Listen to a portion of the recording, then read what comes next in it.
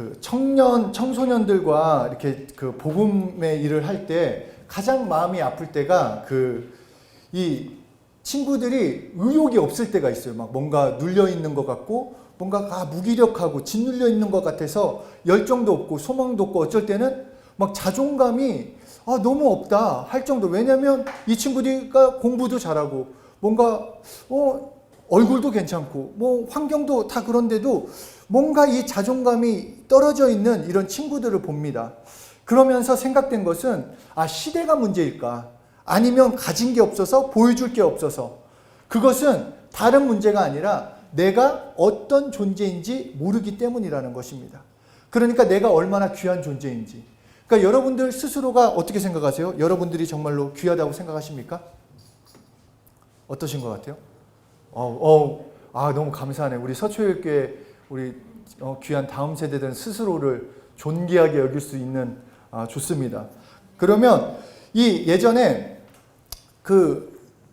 불길 속으로 뛰어들어가는 아버지 영상을 한번 본 적이 있습니다. 이게 불길 속으로 실제 상황이었어요. 아파트에 불이 났는데 자신의 아들이 있다고 하면서 소방관이 막 말리는데도 막 그냥 소방관 3명을 뚫고 들어가서 아들을 데리고 나오는 그 장면이 있었는데, 이 자신의 아들이 있다라는 그 하나라. 그러니까 자신의 목숨이 귀하지 않은 것이 아니라 정말 그 아버지에게 아들은 자신의 목숨보다 소중한 존재이기 때문에 그냥 뛰어 들어갔다라는 것입니다. 그러니까 한 존재를 어떻게 생각하느냐, 한 존재를 어떻게 여기느냐를 볼 수 있으면, 어떤 대가를 지불하고 얼마나 희생하느냐를 볼 수 있으면 그 존재를 어떻게 생각하고 있는지를 알 수 있다라는 것입니다. 그러니까 제가 예수 믿게 된 간증을 너무 많이 말해서 다 알고 계시겠지만, 저는 늘 그게 어제일같이 선명합니다. 예수의 피의 말씀을 듣고 정말 망할 조건이 확실하고 미래도 소망도 하루 살기도 벅차서 어떻게 할지 모르던 그런 존재, 늘 죄책감, 자격지심, 그냥 어떤 모든 그냥 불만, 두려움으로 있었던 그런 저에게 예수님이 찾아오셨습니다. 그러니까 예수의 피를 말씀을 듣는데, 너를 위해서, 나 같은 놈을 위해서 십자가에 피 흘려 죽으셨다. 내가 원한 것도 아니고 내가 구한 것도 아니었는데 예수님께서 나를 사랑해서 피 흘리셨다. 그래서 이전까지 예수님이 십자가에 피 흘리셨다라는 거가 그냥, 저도 이제 모태신앙, 그러니까 모태신앙이라는 말도 웃겨요. 엄마 뱃속부터 어떻게 믿습니까? 근데 이제 그냥 말이 그렇던데, 하여튼 그렇게 해서 나는 믿음이 있다, 나는 예수 믿고 있다 라고 생각을 했었는데, 그것이 아니라 그냥 십자가가 그때 이후부터는 저에게 실제였고 예수의 피는 실제로 하나님의 사랑이 되었다라는 것입니다. 그러니까 아버지가 아들을 살리고자 불길에 거침없이 뛰어든 것처럼 하나님께서는 여러분 한 사람 한 사람을 어느 정도로 사랑하느냐, 십자가에 독생자를 죽게 하실 만큼 사랑하신다. 이것이 실제 여러분들을 사랑하는, 그러니까 여러분을 어느 정도로 여기느냐, 여러분의 존재를 어떻게 여기고 있느냐, 이런 것을 생각해 볼 수 있다는 것입니다. 그래서 요한복음 3장 16절에 하나님이 세상을 이처럼 사랑하사 독생자를 주셨으니, 이것은 그냥 우리가, 이건 다 알고 계시죠? 요한복음 3장 16절은 그냥 눈 감고도 할 수 있지 않습니까? 한번 해볼까요? 시작. 그쵸? 이거를 하면, 근데 감동이 어느 정도 되십니까? 정말 뜨거운 눈물이 나오고 가슴 벅참이 있습니까? 어떠신 것 같아요? 그냥 맹맹하지 않냐라는 거예요. 그러니까 집안 병역이 어떻건 외모가 어떻건 실력이 어떻든 다 상관없이 하나님께서 여러분을 향한 여러분의 존재는 하나님한테는 자신의 독생자를 피 흘려 죽게 하실 만큼 귀중한 존재라는 거예요. 그러니까 여러분을 스스로 생각할 때 정말 그렇게 함부로 생각할 수 없다라는 거예요. 나는 그냥 이렇게 사는 게 당연해, 나는 꿈도 없어, 이렇게 생각할 게 아니라, 하나님께서 말씀하신 것은 내가 너를 대신해서 내 아들을 대신 주어서 포기할 수 없는, 너는 내 거다. 여러분은 그런 존재라는 것입니다. 예수님께서 대신 죽어주실 정도로 어마어마한 사랑을 받고 있는 존재가 여러분이라고 우리에게 말씀하고 계십니다. 그래서 마태복음 13장 45절 46절에 또 천국은 마치 좋은 진주를 구하는 장사와 같으니 극히 값진 진주 하나를 발견하며 가서 자기의 소유를 다 팔아 그 진주를 사느니라. 그러니까 좋은 진주를 발견했대요. 한 장사가. 아무도 알아보지 못했던, 그전까지는 이게 진주인지도 몰랐어요. 그런데 좋은 진주를 발견하자 자기의 소유를 다 팔아 그 진주를 샀다라고 말씀하고 있습니다. 이것은 다시 말해서 진주는 바로 여러분을 말하고 있어요. 여러분이 진주고 이 자신의 소유, 바로 자신의 목숨까지 내놓고 그것을 사신 분이 예수님이라는 것. 그러니까 오늘부터 여러분의 자아상을 바로 세워야 합니다. 그러니까 예수님 때문에 여러분은 걸작품이라는 것을 아셔야 돼요. 그러니까 내 지금 가진 것, 환경이 아니라 여러분은 정말 대단한 분이에요. 하나님이 그렇게 만드셨고 여러분의 인생이 귀하고 여러분의 인생이 값지다라는 것. 이것을 꼭 기억하셨으면 좋겠습니다. 여러분 정말 값진 인생이에요. 막 살 수 있는 존재가 아니라는 거예요. 너무너무 귀해요. 어느 정도로 귀하냐? 예수님께서 십자가에서 죽으실 만큼 귀하다라는 거. 이것을 좀 마음에 깊이 품으셨으면 좋겠습니다. 앞에서 말씀드린 것처럼 저는 정말 예수의 피를 통해서 나는 다른 인생이 됐구나. 정말 그랬었어요. 정말 그런 마음이 있었는데, 그런데 저에게 문제가 뭐였었냐면 여전히 죄책감이 남아 있었어요. 저한테는 정말 그게 큰 문제였어요. 죄책감. 그러니까 무슨 일이 생기면 늘 나 때문이구나. 이게 컸어요. 그러니까 뉴스램을 딱 할 때 무슨 준비를 제가 꼭 할 거는 아니었는데 무슨 준비가 안 돼 있으면 내가 문제인 거예요. 이번 뉴스램 나 때문에 망했다.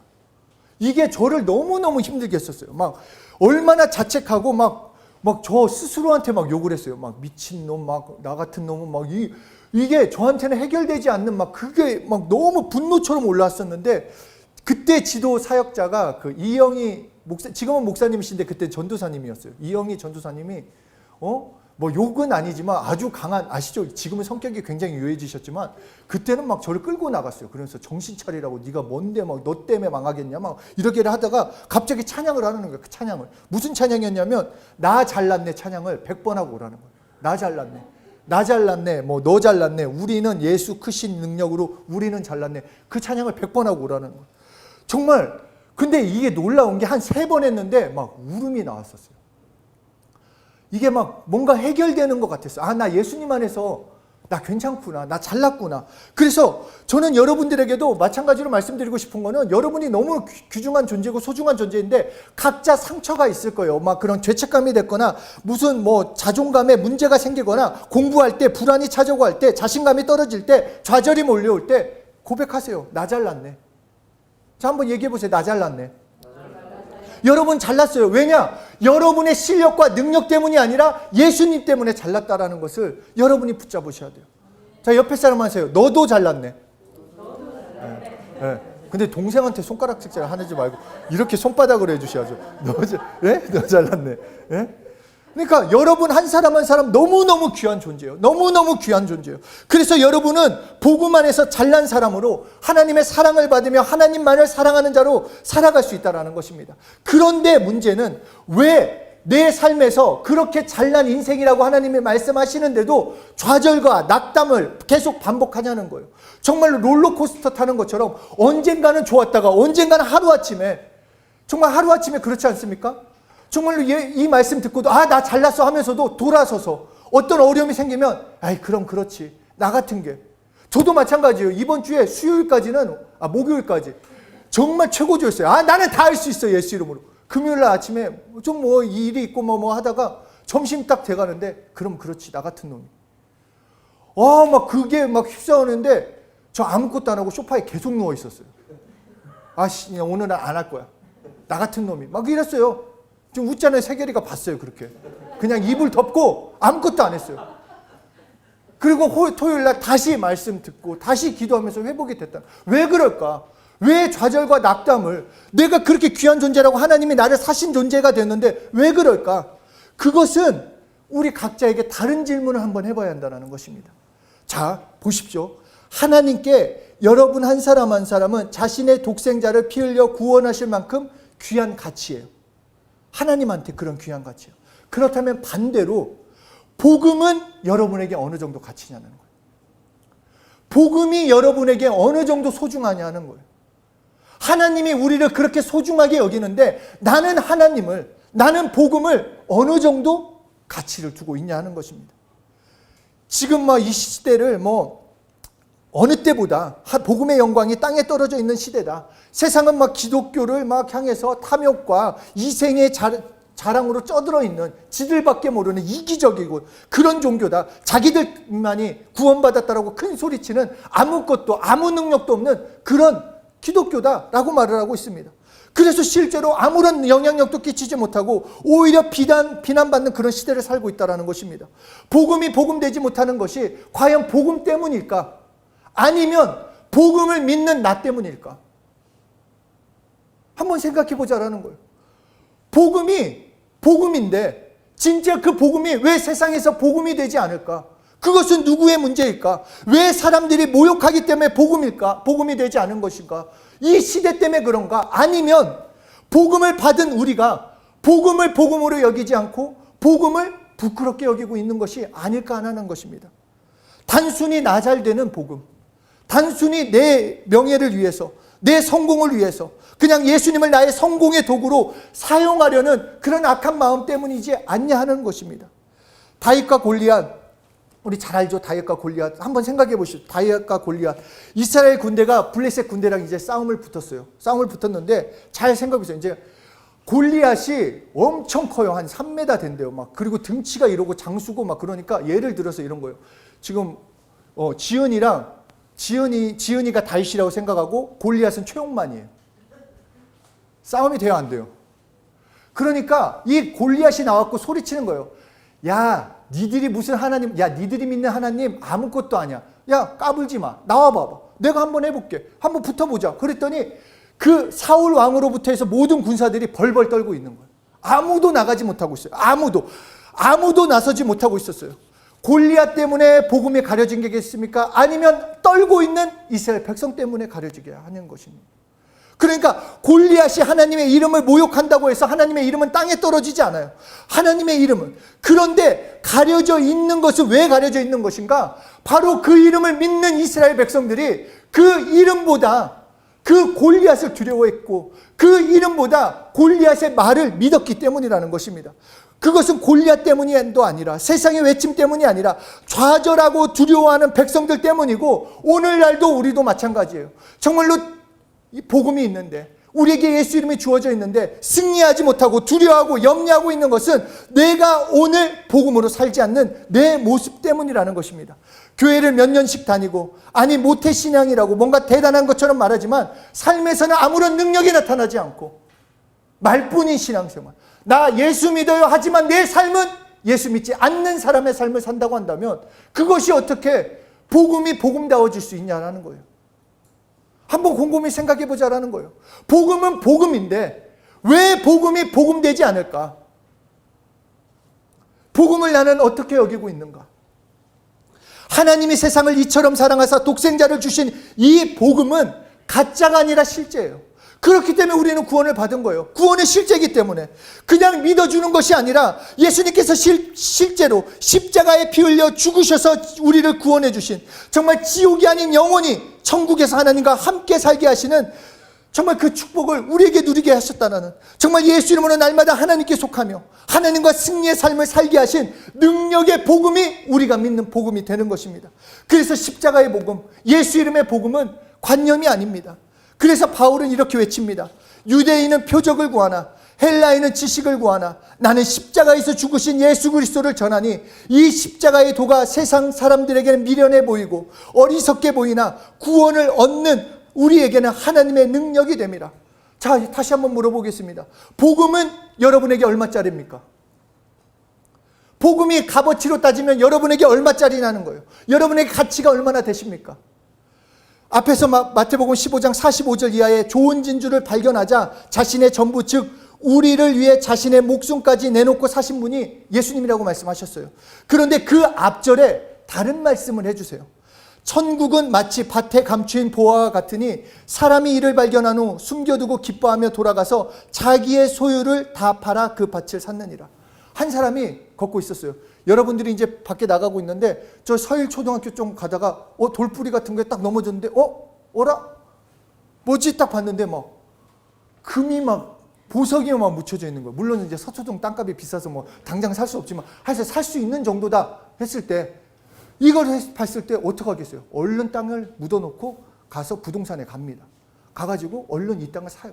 그 지금 평 나오는 것보다 좀 2배를 주더라도 그걸 사요. 사가지고 전부를 봐서 그 밭을 샀다. 이 말씀이에요. 왜냐? 내 소유보다, 내 어떤 것보다 더 귀중하고 소중한 분이 예수님이다 라고 우리에게 알려주시는 거예요. 여러분에게 가장 값어치 있는 것은 예수님이다. 여러분이 쫓고 있는 명예, 좋은 대학, 좋은 직장, 이것이 너에게 우선순위가 아니라 예수님이 우선순위가 된다라고 말씀하시는 것입니다. 우리에게 진정한 모습, 예수님께서 말씀하시는 것처럼 너는 내 것이다, 너는 나의 사랑이다. 성공했을 때만이 아니라 비참한 지금도 너는 내 것이다. 예수 피 값 주고 산 내 것이다 라고 말씀하신 것처럼 동일하게 나도 언제 어디서나 복음을 복음으로 여겨야 한다는 것입니다. 복음을 귀중하게 여길 줄 알아야 돼요. 예수님 때문에 복음을 사랑한다고 전해야 한다는 것입니다. 그래서 갈라디아서 2장 20절에 내가 그리스도와 함께 십자가에 못 박혔나니 그런즉 이제는 내가 산 것이 아니요 오직 내 안에 그리스도께서 사신 것이라. 이제 내가 육체 가운데 사는 것은 나를 사랑하사 나를 위하여 자기 몸을 버리신 하나님의 아들을 믿는 믿음 안에서 사는 것이라. 예수님이 우리 때문에 죽었다라는 이 말은 그냥 단순히 예수님이 십자가에서 죽으셨다 그 정도의 말이 아니라 실제 나 대신 내가 죽었다라는 말이에요. 내가 죽었다. 여러분은 죽었어요. 옛사람은 죽었어요. 죄를 사랑했던, 망할 수밖에 없던, 지옥 갈 수밖에 없었던 여러분은 죽었어요. 상처투성이었던 여러분은 죽었다라는 거예요. 그리고 예수 믿는 믿음 안에서 새 생명이 되었어요. 그 값진 인생으로 특별한 인생을 살 수 있다는 거예요. 예수님 때문에. 그렇기 때문에 내가 이런 삶을 살아갈 수 있는 것은 복음을 복음으로 여길 때, 정말로 예수님을 사랑할 때, 예수님이 우선순위가 될 때, 복음을 정말 귀하게 여기고 이 소식을 전할 때 우리의 삶은 특별한 인생이 될 수 있다는 것입니다. 여러분을 향한 하나님의 계획 확실합니다. 그 계획이 확실히 이루어지기 위해서는 나도 하나님을 확실히 믿어드려야 돼요. 확실하게 언제 어디서나 우선순위가 되도록 나의 삶을, 제가 오늘 아침에 나오면서 갑자기 그 생각이 들었어요. 내가 지금 죽으면, 제가 갑자기 그런 생각이 들었어요. 지금 죽으면은 내가 누리고 있는 게 아무것도 아닌 거예요. 그러니까 너무 좀 이게 생뚱맞지만 갑자기 아침에 그 집에서 내려오는 그 계단에서 내가 죽으면 내가 지금 생각하고 내가 지금 누리고 내가 하고 있는 게 아무것도 아닌 거예요. 내가 원하는 물질, 내가 하고자 하는 그런 인간적인 칭찬, 사람들한테 바라보는 거 아무것도 아닌 거예요. 근데 남는 거는 예수님을 위한 것밖에 안 남는다라는 거예요. 한번 곰곰이 생각해 보자는 거예요. 나에게 남는 거는 예수님밖에 없어요. 내가 예수님으로 살 때 나의 진정으로 예수님을 위해서 공부하고 예수님을 위해서 물질을 드리고 예수님을 위해서 시간을 드리고 그것만이 남는다는 거예요. 나머지는 그냥 이 땅에서 내 필요, 내 원함인 거지 결국은 예수님을 위해서 사는 거가 남는다라는 거. 그렇게 예수님을 위해서 여길 때, 예수님을 위할 때 그 복음이 더욱 귀하게 여긴다라는 거예요. 정말 예수님은 여러분의 구주십니다. 예수님의 십자가와 피 흘리심으로 여러분은 살게 됐어요. 그래서 예수 믿으면 구원받는 거예요. 누구든지 예수만 믿으면 구원을 받고 예수 이름만 부르면 자녀된 권세를 누립니다. 그렇기 때문에 복음이에요. 너무 기쁜 소식. 값없이 누구든지 믿기만 하면 누릴 수 있기 때문에 복음이라고 말씀하시는 것입니다. 그렇기 때문에 이 복음을 가볍게, 우습게, 부끄럽게 여기는 것이 아니라 이 기쁜 소식을 날마다 기쁘게 여깁시다. 정말로 예수님 믿었다라는 것, 예수님 믿었다라는 거 정말 너무 축복이에요. 정말 놀라운 축복이에요. 내 영원한 삶이 바뀌는 거예요. 터닝 포인트가 돼요. 이전과 다른. 그렇기 때문에 이전과 다른 삶을 계속 나아갈 수 있는 것은 오늘부터 복음을 복음으로 여기는 것. 복음을 더 사랑하는 것. 예수님을 사랑하는 것. 예수님을 말하는 것. 내 삶에서 예수님을 드러내는 삶을 살아갈 때 빛나는 삶이 되는 것입니다. 잘 생각해 보세요. 예수님은 빛이세요. 예수님을 빛나게 하면 나도 빛나요. 빛이니까. 그쵸? 예수님도 빛, 너희도 세상의 빛. 쌍라이트예요, 우리는. 네? 한쪽만 반짝반짝하면 이게 그렇잖아요. 잘 어두울 때는 쌍라이트로 나가야 합니다, 우리. 정말 빛나는 인생 살아봅시다. 예수님이 빛나게 해주셨어요. 이제 그것을 믿고 복음을 위해서 먼저 살아가면 진짜 빛나는 삶, 특별한 인생, 하나님이 여기는 존귀한 삶을 살아갈 수 있다는 것입니다. 우리 옆에 사람한테 얘기합시다. 정말 존귀한 삶을 살아갑시다. 정말 너는 빛이다. 우리 비춰보자.